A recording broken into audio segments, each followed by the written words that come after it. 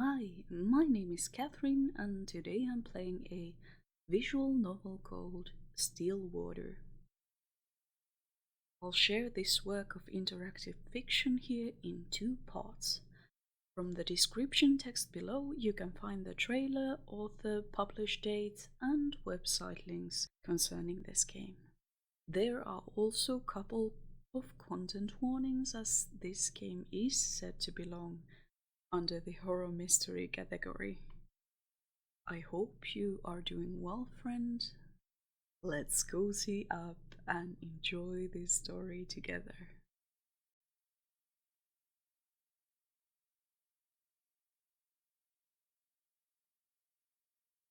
This is a work of fiction.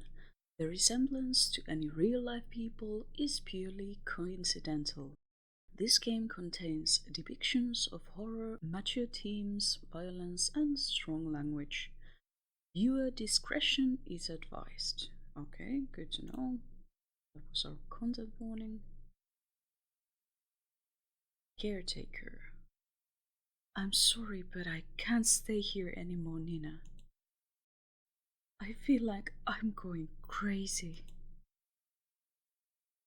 Calm down, if we can just talk it out.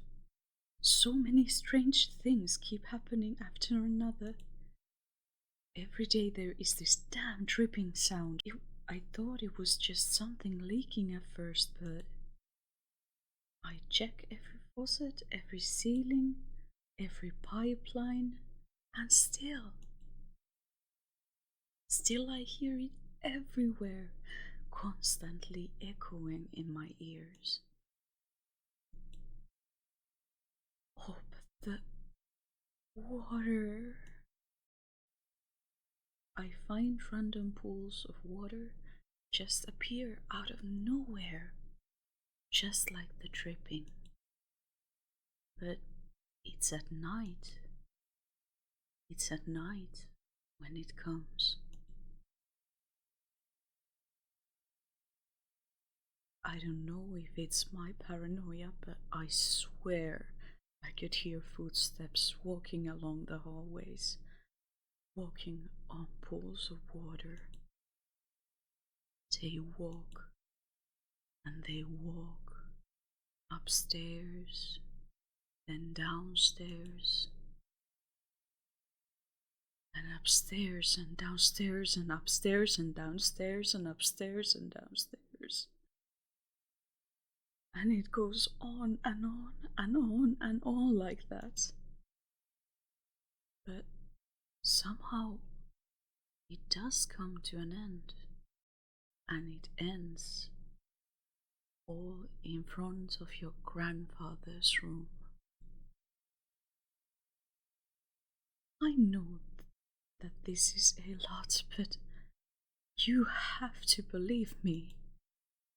No matter how many times I clean, it just won't end. I can't stay here any longer. I'm sorry, Nina.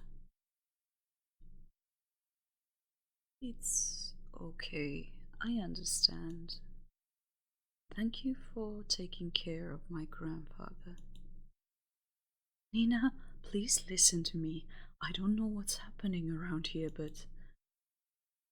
The woman on the phone cautiously looks around before speaking again in a hushed tone. Something terrible is lurking through this house. I don't know what it is, but please, as soon as you get back, take your grandfather and just leave this place. I can't just leave. That's my home. Please, Nina, this place, it's not safe. I don't know what you saw, but I can't just leave things like this.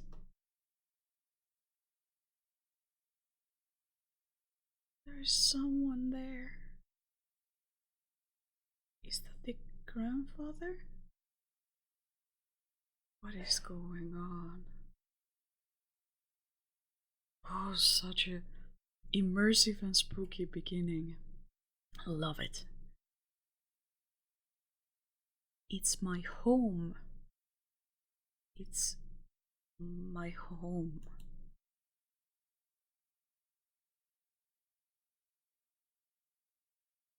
Diner, 7 a.m. Amid a foggy morning, there sits a man by the corner of a booth.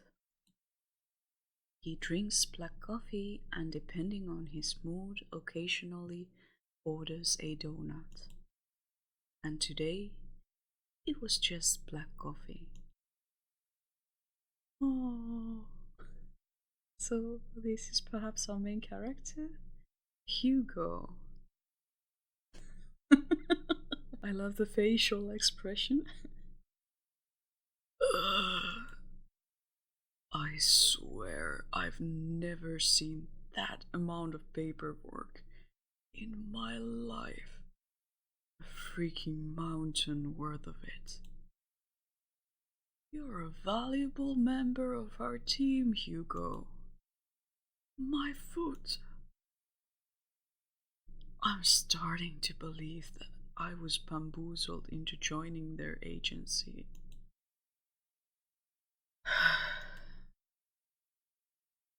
Hugo Laurent, aged 30, takes a good look at his cup of joe and chugs it all in one sitting.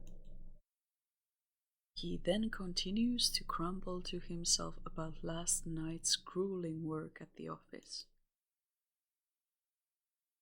I really need to find a different job. As he contemplates his poor life choices, he looks out towards the early mist. There was something inherently terrifying about the fog to him.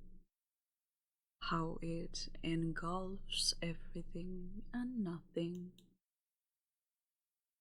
Even if it disappears, it always leaves behind traces, proof of it remaining.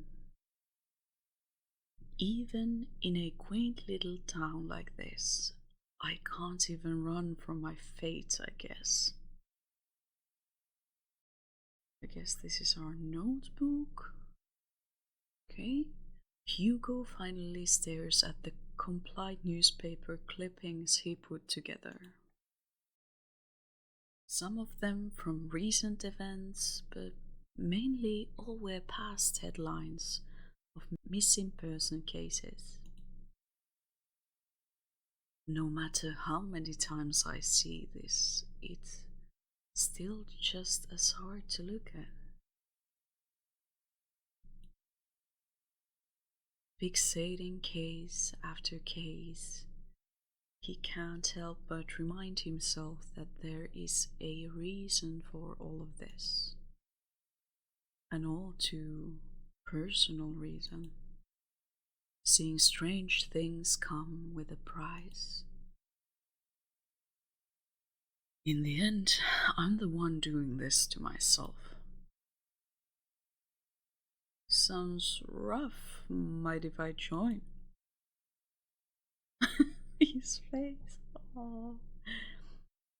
An annoyingly familiar voice interrupts his train of thought. He slowly looks up to see the one responsible, although reluctantly. Good morning, Hugo. Hugo scowls and turns away from him. He then gathers the files and shoves it back into the binder. Meanwhile, the tall man takes this as an initiative and sits at the opposite end of the booth. These two look like complete opposites, the other one grumpy and the other one chill and relaxed. I love the difference between them. He greets the waitress passing by and orders himself the hefty body breakfast special with an extra plate. As usual, the waitress is happy to oblige and goes back to the counter to relay his order. The man then looks back at Hugo, He sees the empty cup and the now jumbled newspaper clippings, all the while Hugo is trying to ignore him. You really should eat something with that black coffee. Not ordering any donuts today? I'm fine, Noah. I'm just not in the mood, okay? Not even a little? These facial expressions. Love it. There is a momentary silence between them before Noah disturbs it once more. Well, too bad for you.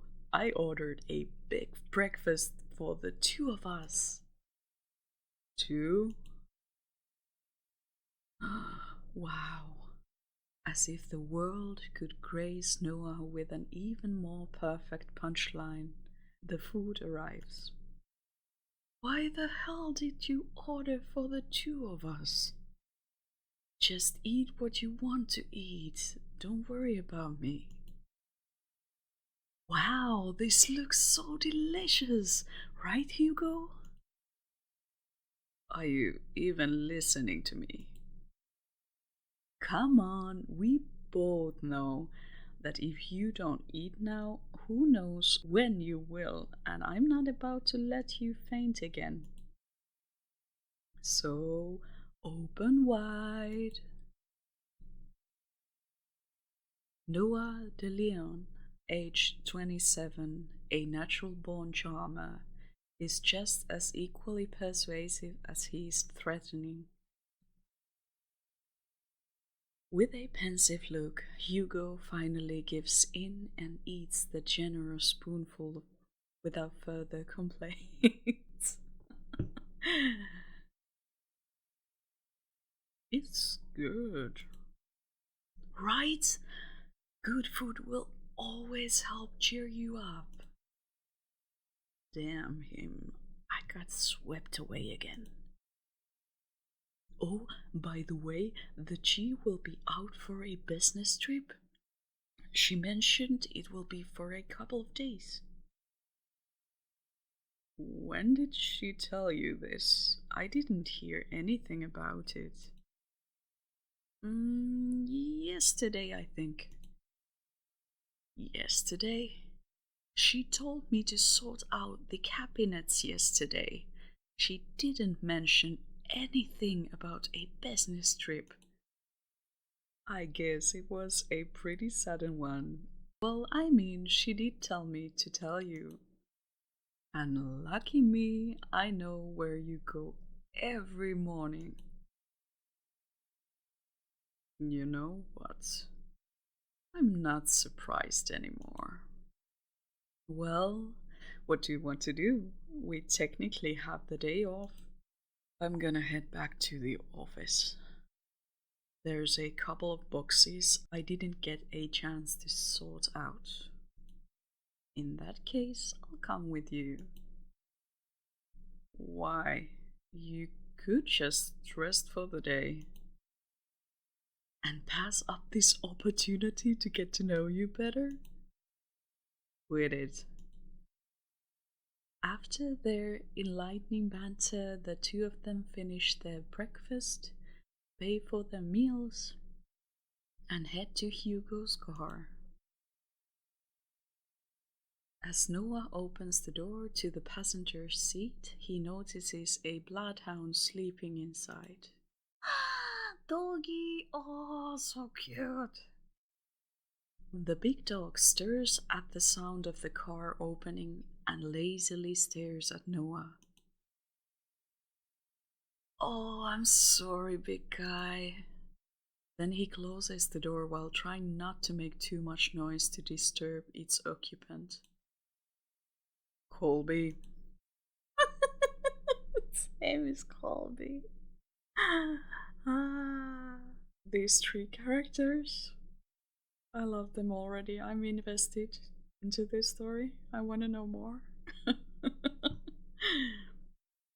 At the sound of his name, His heavy-lidded eyes slowly peek to see who calls for him. It is his one and only partner. He's human. As if finally realizing who he is or where he is, the old bloodhound stirs up from his sleep, pounces at Hugo, and proceeds to wag his tail uncontrollably. Good morning again, Colby. Had a nice nap? Colby, 8 years old, Hugo's most faithful and loving partner in crime, has the biggest tendency to just sleep all over the place. Noah, who is witnessing all of this from the backseat, chuckles to himself. He is amazed and slightly defeated at Hugo's sudden surge of energy. Ha, it doesn't matter how many times I try. When it comes to boosting up his mood, no one can beat Colby. Agency 7:50 a.m. The three headed back to the office, the space just the same as Hugo left it.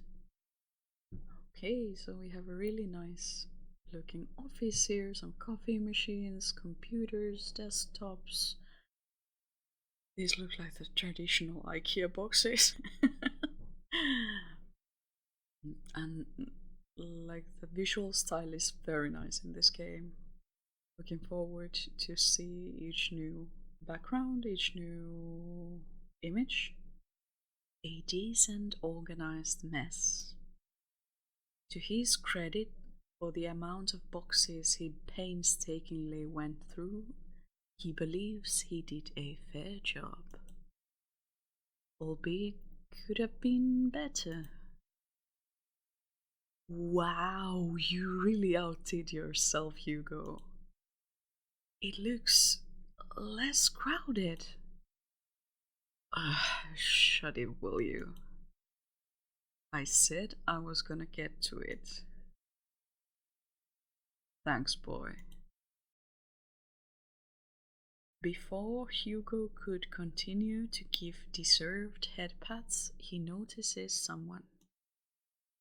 A woman stands timidly peering outside from the storefront. The woman appears a bit frantic. Disheveled and wearing ill-fitted clothes, she appears to be distressed about something. A client, perhaps? When she finally makes eye contact with Hugo, she immediately rushes in. I'm so sorry. I know that the closed sign is up, but I saw you come in and Are you alright, miss? I need your help. My grandfather, Before she can continue, Noah swiftly intervenes. It's okay, we'll hear what you have to say. So please, why don't you take a seat? Noah gestures to one of the empty chairs. The poor woman hesitates for a moment before heavily sighing in relief. She then walks towards the corner of the room and sits on the sofa. Can you start off by telling us your name? I'm sorry for earlier. My name is Nina Mortimer. I need help watching over my grandfather tonight. Watching over your grandfather? Yes. I'm sorry, Miss Mortimer, but I don't quite understand. Is he in danger? I'm afraid he is. Miss Mortimer, if that is the case, wouldn't contacting the police be better? No! I've tried requesting their help, but they all gave me the same answer. There is nothing they can do about it. If only I knew who Louis was. Louis? Nina fidgets at the name. She looks to the side before reaching out from her back for an antique letter. My grandfather, he received a cryptic message the other day. It didn't come with an address or the name of the sender. However, the only thing I picked up was that name. As she hands over the letter, Hugo notices her hand slightly shaking. Whatever lies in this note must have shaken her this badly. Delicately, Hugo removes the content of the envelope and unfolds it. At first glance, it seems like any normal written message. A person named Louis asking the other, Henry, to come and meet him by the lake at midnight, needing to share something important with him. However, what's eerily striking about this letter is not the message itself. Rather, at the bottom of the page, a sentence far more disturbing is written. I am coming for you, Henry. Were there any other letters like this? Yes, a few of them. I thought it was a sick joke at first, but this one, this one was different. Up until now, I've never heard of anyone by that name. Not a relative nor a family friend. But they clearly know who my grandfather is. If I don't do something about this, I'll lose. I'll lose him too. Just by uttering the words alone, Nina breaks down. Hiding away her tear-streaked face, she begins to quietly sob to herself. As an act of comfort, Colby sits closely to Nina, while Noah fetches tissues for her.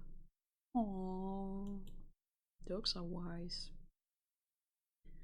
Hugo, on the other hand, is puzzled. This very well could have been a prank, but she seems certain that whoever or whatever this Louis person is, they're coming. Do you want more tissues? I'll do it. He looked shocked for a while. I'll take on your case. For a moment, silence fills the room. Only stares are directed at Hugo until Nina finally stands up and walks towards him. You'll take it? Hugo simply nods. Thank you, thank you. You don't know how much this means to me. We're glad to help, miss. Nina is fine. Well, Nina, we'll do our best. Nina slightly smiles at Hugo before reaching into her bag once more and taking out a note. 4970 Church Street. This is my address. I'll be sure to greet you once when you get there, detective. She politely bows once more before heading to her car and drives back home. Once out of sight, Hugo turns to look at his cluttered desk. Still messy, but presentable. I guess I'll have to sort this out later, again. car, 5:30 p.m. I love the color choices, the atmosphere is point on. Really enjoyable experience so far. From the ongoing downpour to the quiet hums of the car, they sit in silence. Still miles off from their destination, Hugo constantly checks the rearview mirror. Noah, who usually chats his ear off by now, sits completely still. He looks out to the passing streetlights, reserved and distant. Hey, you're a lot quieter than usual. What's wrong? This is a surprise. Have you been looking at me, Hugo? No, you idiot. You usually just talk a lot, that's all. So, do you miss me talking a lot? Just say it. I didn't want to offend Nina earlier, so I kept quiet until she finished. But it's her last name that caught me off guard. Have you heard about the Mortimers? They're a pretty distinguished family. Well, they used to be. What do you mean? They've been stuck with so many tragedies that over time people began to believe they were cursed or something. Every other year, I would see a headline on the local news about one of the family members' deaths. And you know what's strange? All of them have been labeled as accidents. No foul play, no nothing. Just another unfortunate event for the family. Maybe I understand why she wouldn't go to the police. She probably thought they'd perceive her as paranoid or hysterical. Or worse, crazy. I can't imagine all of this for Nina. And most of all, who knows what we'll find there? Is that why you decided to come with me? Well, partially. I'm more worried about you, though. Think of it this way, I'm the appointed driver. When you decide to do some pretty reckless shit, I'll be there to drive you to the local hospital. Huh. Besides, two are better than one. Exactly. I was fine with Colby coming with me. Well, have you heard that 3 is better than 2?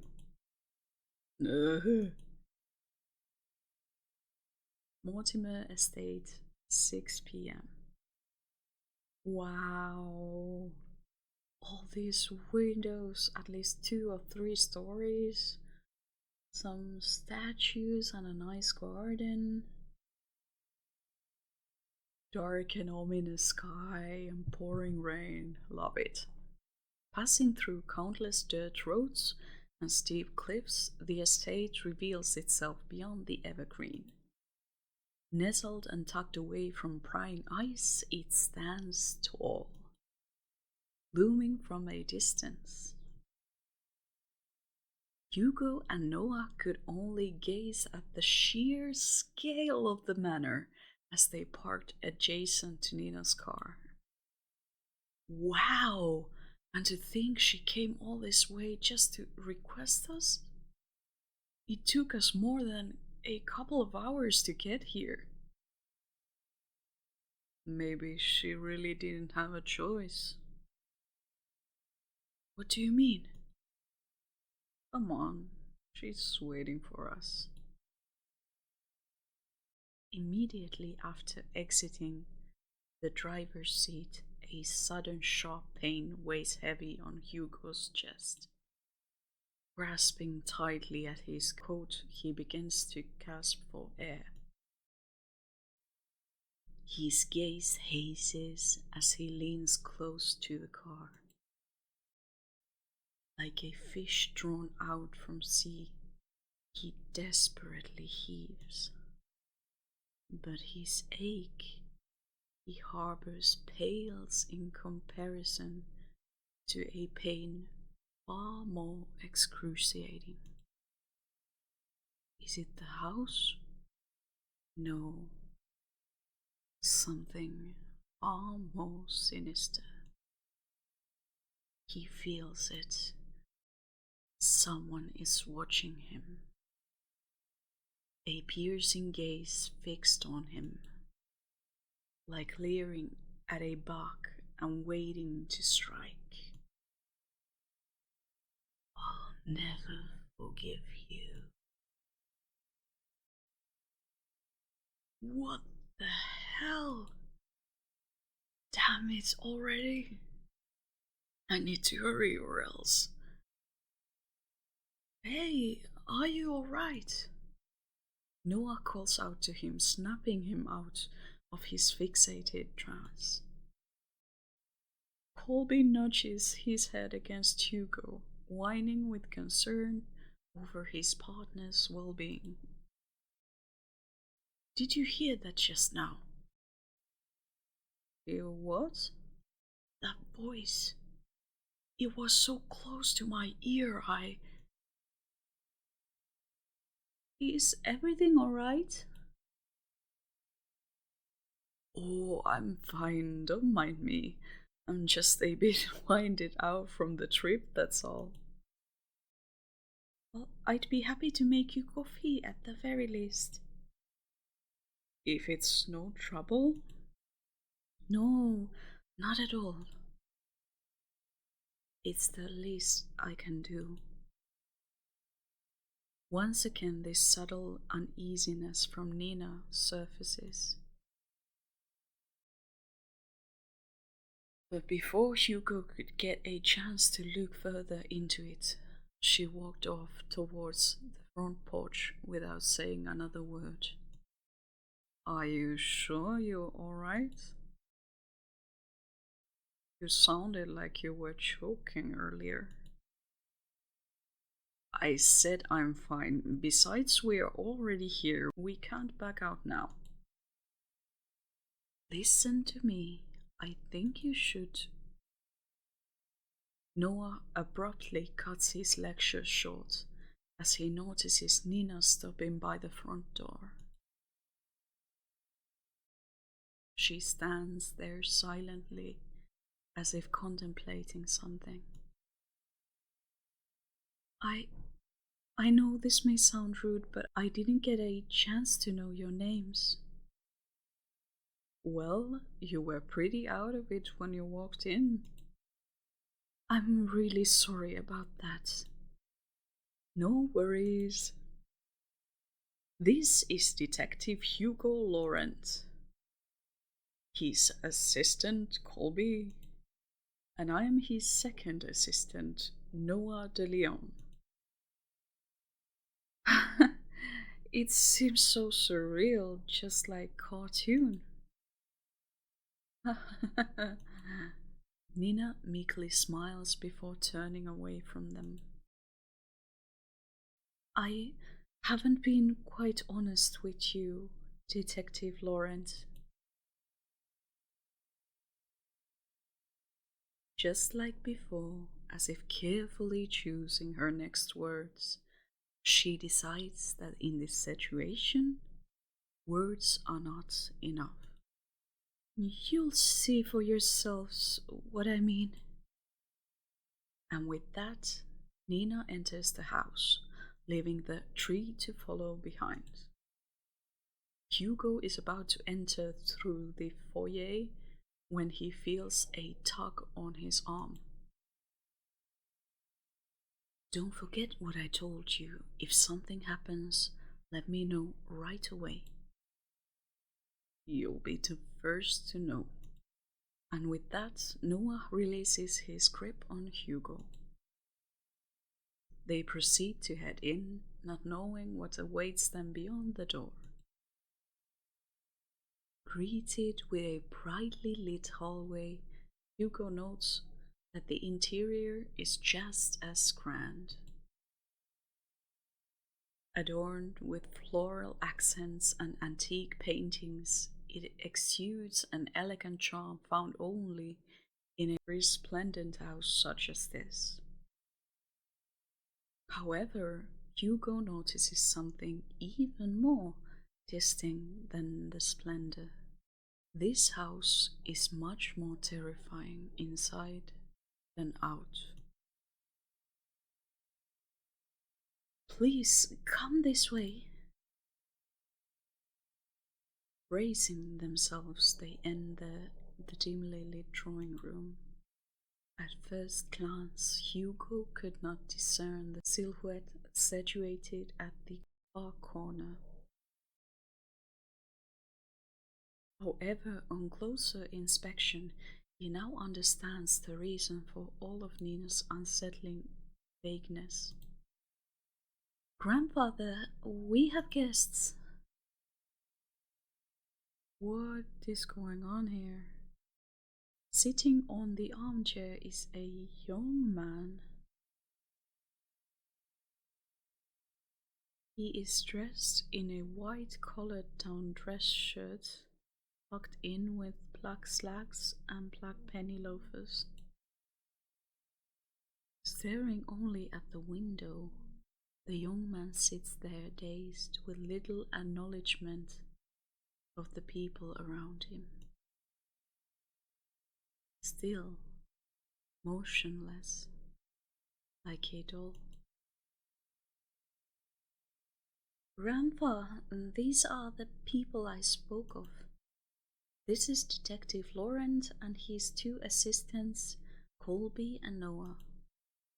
They are going to help us. Even after introducing them to the head of the Mortimer estate, Hugo and Noah could not help but feel unnerved. The man before them is supposed to be frail and older than any of them, and yet here he remains, forever unchanging, forever young. They've come a long way, so I'll be making some coffee. Would you also like some grandpa? The young man still does not reply back, never glancing at Nina or anyone else in the room, only fixed on the rain. I'll be sure to make a cup for you too. She then timidly gestures to Hugo and Noah back to the foyer. Bearing more questions, the two follow Nina outside. But before they leave the drawing room, Hugo takes one last look at the young man. There is an all too familiar air about Henry Mortimer. His eyes, they're similar to his own. Whatever he must be longing for, Hugo knows it will not end well.